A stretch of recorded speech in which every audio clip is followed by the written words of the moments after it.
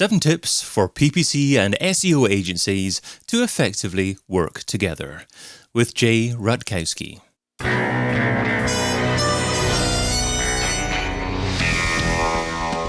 In Search SEO podcast is brought to you by Rank Ranger, the all-in-one SEO platform that helps scale your business through data and analytics. Hey, it's David. How can you become more effective at SEO by working more closely with PPC? That's what we're going to be covering today with a guitar fixer who's been doing SEO since Web 1.0 and PPC for over a decade. He's the founder and president at Transistor, a boutique search market agency in Milwaukee, Wisconsin. A warm welcome to the In Search SEO podcast, Jay Ratkowski. Hey David, thanks for having me on. And you can find Jay over at transistordigital.com. So Jay, should all SEOs be working more closely with PPC teams? I would think so. I mean, we're both doing stuff on Google and Bing and all the search engines, so why not work together more? Why not? Indeed. Yeah, especially if you're facing each other and in the same office. Are most PPC and SEOs in the same office, or are people generally working from home now? It's all over the place. I mean, one thing we definitely find is people specialize at an early age. And, depending on the company structure, some people treat SEO as more of a technical team and PPC is more on the marketing side when, really they should be working together, but it seems like way too often they aren't. Absolutely.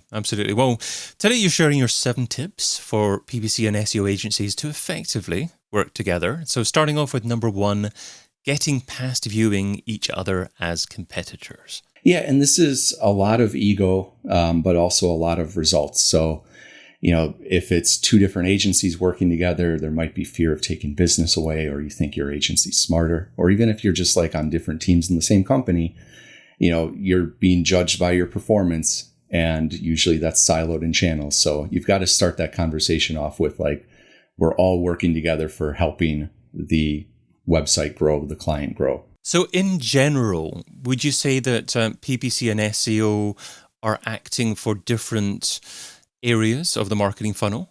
A lot of times it's treated that way. I think some of it's understanding, like people think that SEO can be only about building awareness and answering questions and things like that. And PPC is more about driving the end conversions, but really they should be working on the same goals of just growing revenue for the company. And they just do it in slightly different ways. Okay. And staying with this for just a second. I mean, I've worked with PPC teams in the past as well. And we quite often find it quite difficult to make the decision as to whether or not to switch off PPC if we're ranking organically number 1 for a certain term. What's your views on that? Is it worthwhile in general paying for PPC for a term that's already ranking number 1 organically? Yeah, you can certainly do tests to like pause campaigns for days at a time and just look at the net traffic, but it's going to depend on the term. Anyone in the SEO world has seen that you can do a lot of scrolling before you see the first organic result. So if it's a case where there's 3-4 ads and then a featured snippet or some questions being answered directly in search results, that number 1 ranking might not get you as big a share of traffic as you want. So showing up for the ad, the like net benefit can be a lot more traffic, a lot more revenue. So it depends on the SERP. Okay, so let's move on to number 2, common goals, taking credit for brand revenue. Yeah, this can be a dicey one because that revenue number is a lot of times what people are judged by. And we've run into this a lot as an SEO team working with other agencies for PPC. They're getting a lot of revenue by bidding on that brand name, and that's a common practice. But that isn't always the most logical thing. Going back to your last point, if it's a brand name, you don't have competitors showing up with ads on your brand name. That number 1 organic result should get you most of the traffic. So you can have discussions about, do we need to bid on our brand at all? But also trying to separate out in reporting branded versus non-branded performance. And then look at that branded as for like search as a whole.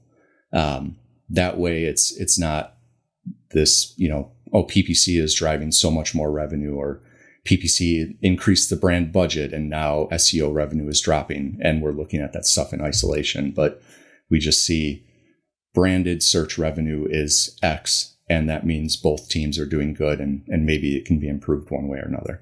And staying on brands from a slightly different angle, are you a fan in general of bidding on a competitor's brand? I like to do that for like building audiences in PPC. So you can track folks that have searched for competitor brand names and then kind of retarget to them, show them display ads and things like that. Because that cost per click is usually very high. And if somebody is, if they want to go to Wayfair and they just type that into Google, and then you're showing up with whatever other site that's not Wayfair, that's usually a bad experience.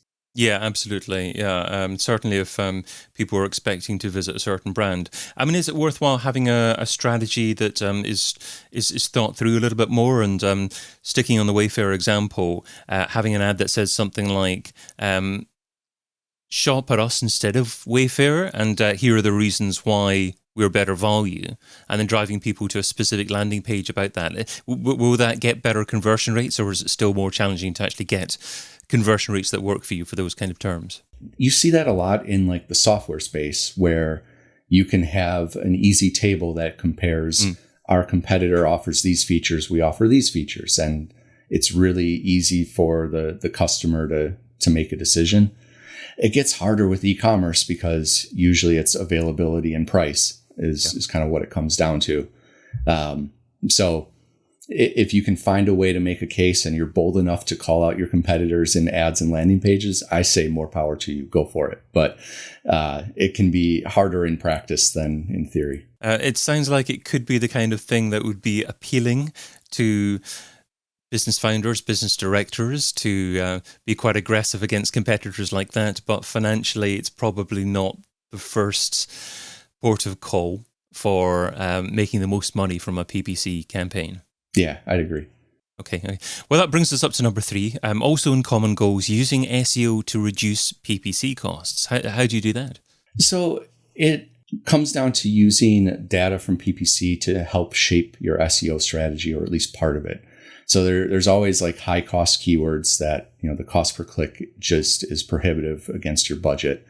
So if you can rank, top half of page 1 organically for those terms, maybe you can't stop bidding on them entirely in PPC, but maybe you can get less aggressive. If you're bidding for a certain return, maybe you can say we're looking for a higher return, so your ad will just show up less frequently or be the second or third ad. So that's one thing you can do to just allow the throttle to be lifted up on PPC a bit. But also, any PPC campaign is going to have terms that are more top of funnel awareness building that they're going after. So those typically have lower conversion rate. You've got to bring people back through retargeting to get them to convert. If you can go after more of that stuff organically as well, that's going to free up some PPC budget for the things that are driving revenue and driving those like first click conversions. So is it possible dynamically nowadays to maybe take data from the SERP rankings to say, okay, if I'm ranking number 1, 2, or 3 organically for a certain keyword, switch off my PPC campaign for those target keyword phrases? Yeah, you can do a lot of stuff with scripting and bid rules if you're pretty clever in the platform with that sort of thing. And then some of the more expensive PPC management platforms will like bring in that data and have pre-built rules for that sort of stuff. So it kind of just depends on the scale. If you're managing a smaller account, you can probably just have like Google Search Console up in one screen or your rank tracker up in one screen, and then your ad platform up in another. But there's a lot of different ways you can go about it. Just kind of depends on how many keywords you're talking about. Okay, and number 4, using PPC to test SEO strategy. Yeah, so one thing that is kind of an easy one is looking at performance of ads. So if you're in Google Ads, and others have copied this, you're in those like dynamic ad formats where it's swapping out different creative on the fly. But that gives you a lot of different data on which headlines are performing well, which can shape what you end up writing for your page titles in SEO. So, even if you're not going to rank higher necessarily by making that change, you can potentially improve your click-through rate organically and just get that larger share of traffic. So that's one thing I would do regularly, is just have a report that is showing all of the best performing headlines in PPC for different ad groups. Try and match those to keywords that you're targeting, and use that for your like page title writing. And then I think the one you usually hear, I feel like, is testing keywords that you want to target organically that are much longer term initiatives. So things you don't rank for today at all, really competitive terms that are going to take months and months to get onto page 1 for. You don't want to invest all that effort in writing copy and optimizing and everything just to find out that the keyword drives traffic and never converts. So you can get a lot quicker results from PPC and just make a decision like, yeah, this is converting well in PPC. It's probably going to do the same organically. Let's go after it. But that's something for like the most competitive terms, since you're obviously investing ad dollars in that. And number 5, landing page development. Now, it's quite common for PPC to have their own landing pages, perhaps no indexed, and SEO just to focus on other landing pages for organic search. Is that not best practice? Is it better for PPC and SEO to be working on the same landing page together? There's certainly benefits to having them separate from an optimization standpoint, and all the changes you might want to make day by day, week by week for PPC. But the reality is most companies have pretty limited resources, and trying to say we are going to have people develop PPC landing pages and SEO landing pages that are going to be completely separate from each other, is maybe not the most efficient use of everyone's time. So if you can have all of your lead capture stuff at the top of the page that PPC is looking for, and then maybe as you scroll down a little further, get all the copy that SEO is looking for, that can be a way to make both teams happy potentially. And, you can find stuff that's converting well in PPC and hopefully drive the same level of conversions through your organic efforts. I guess one reason why you may want to use the same landing page is Google Ads obviously look at quality score of a landing page as well. And I guess having that landing page with existing traffic and having links to other pages on the site might be of benefit to that score. Is that still the case, or is that still not so much of an issue anymore? That's definitely a reason that we use, because the typical PPC landing page, it's like a headline and a couple bullets and a form. Mm-hmm. There's not a lot of copy there. So that page relevance, page experience aspect of it sometimes isn't as good as it could be. Where for SEO, you're much more concerned about all of the page speed metrics and load time and everything like that. And then through typical copy that you're adding for SEO, a lot of that relevance factor is going to be more than taken care of. And number 6, using dynamic search campaigns to find keyword ideas. Yeah, this is a fun one. We've had accounts on the PPC side that will set up campaigns and ad groups strictly for keyword mining for SEO. The goal is not necessarily that these are going to drive a large share of our revenue or conversions. It's just we have maybe pages on the site for newer products, or we have products or services that we're not quite sure how to target in SEO.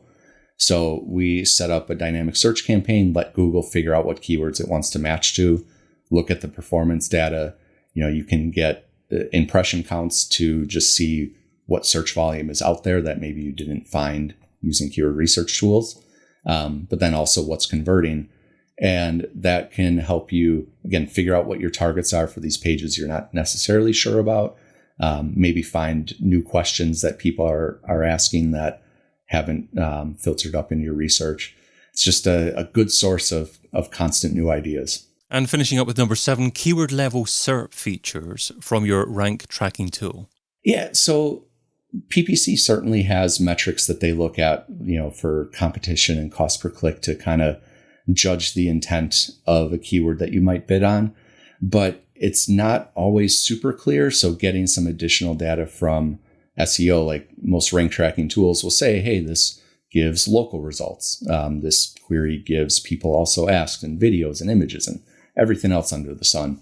And that can shape one, like how you want to structure your efforts around that keyword. If you see something that is giving a bunch of local results and you are a business that has local retailers, then maybe you make a big effort around like visit our store, use local search extensions and stuff like that in your ads. Or maybe you see a lot of these images and questions being answered and just say like, this is not going to be a term that converts. So we're going to use this data to just say like, we're going to not bid on this keyword. Superb stuff. Well, let's finish off with the Pareto pickle. So Pareto says you can get 80% of your results from 20% of your efforts. So what's one SEO activity that you would recommend that provides incredible results for modest levels of effort?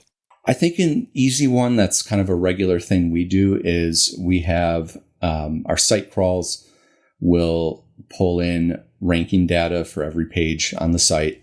And then we have a report that just says, here are all of the pages where the page title, the headings, the copy on the page do not feature one of the like top 5 ranking keywords for that page. So for the larger sites out there where there's a lot of pages that you're not going to be optimizing on a regular basis or just aren't that important, this is a really easy way to surface up stuff that's already ranking where you can make real quick like page title changes or heading changes to just optimize for things that you could move up a couple spots for, get more traffic.